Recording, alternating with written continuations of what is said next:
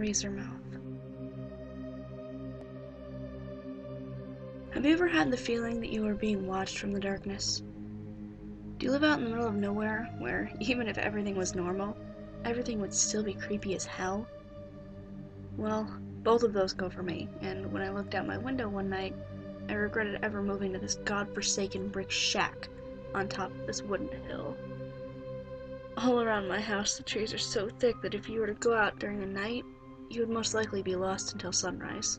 Or even worse, you would find one of the many bogs around my home, and you'd get sucked to the bottom, never to be heard from again. After seeing this thing that I couldn't even formulate a name for at the time, I realized what most likely lay beneath under all the muck and leaves. Things like this shouldn't ever be put into this world.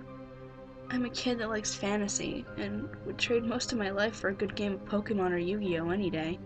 But this bit of fantasy, it made me want to end it all, just get away forever. One night, laying in bed, I happened to roll over to where I was facing the window.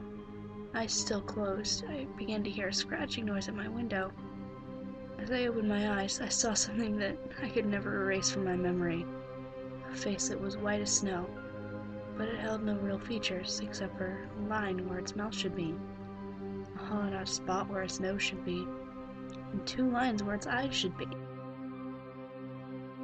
Those lines that it held as its eyes ripped open like lightning, revealing to me 2 blank white orbs.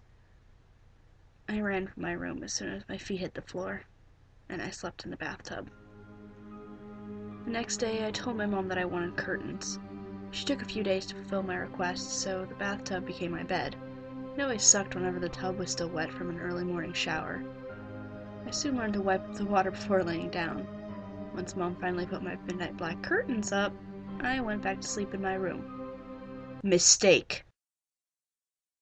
I slept for one night in there, but when I heard a child's laughter, I ran like hell. Nothing could make me go back into that room for at least a week. Finally, I worked up the courage to go back to my room after about 8 or 9 days. I slept with my back facing the window. About 3 weeks after re-entering my room since I had gotten over the creepy laughter incident, I heard a crash in my room in the middle of the night. I made the mistake of looking over towards the window where the crash came from. The curtains had blown open thanks to an AC vent and knocked an action figure off a shelf. How the curtains had that much strength was beyond me, but I wasn't concerned with the curtains as much as I was concerned with the thing behind the curtain. That wretched face was looking at me, as if staring straight into my soul with its blank eyes.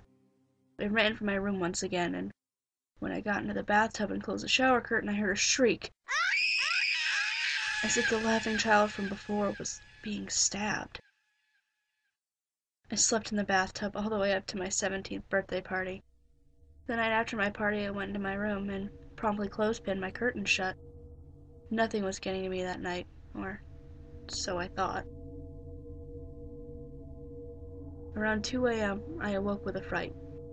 My stereo started to blare at its maximum volume, and the thing that played on the stereo scared the life out of me. At the end of a My Chemical Romance song off their album 3 Cheers for Sweet Revenge, there's a sound of the child's laughter. That was all that played. Over and over and over. I took the CD out of the stereo, broke it clean in half, and began to look for my lighter so I could burn it to pieces. That's when I noticed it. The curtains. Clothespins everywhere. And the AC had just kicked on. I did a sort of crab walk to get back into my bed, and at the same time the curtains blew open so hard that the curtain rod fell. On the other side of the window, he sat there, looking into my eyes. I finally had enough. I ran up to the window and hit it with all I had in me. It splintered the bottom portion of the split window, and when that happened, the creature raised its head to the top half of the window.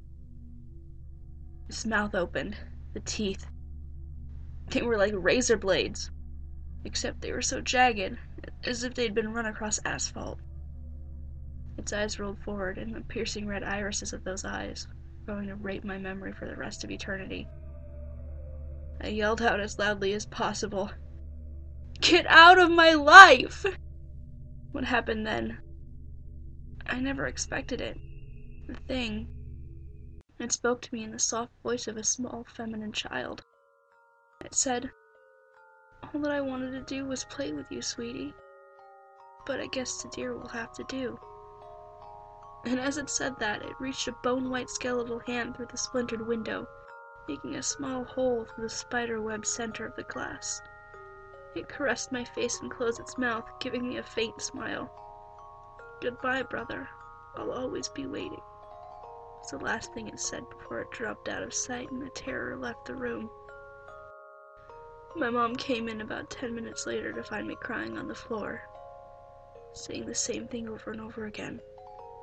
"Brother, brother, brother." To this day, I have no idea why that thing didn't take my life. Perhaps it loved me in some strange sadistic way. Perhaps it never meant to do harm to me, or even scare me. Maybe if I hadn't been so afraid, I could have talked to the only thing in my life to ever call me brother. I still don't understand two other things. One, how could it be looking into my window if I lived on the second floor of my house?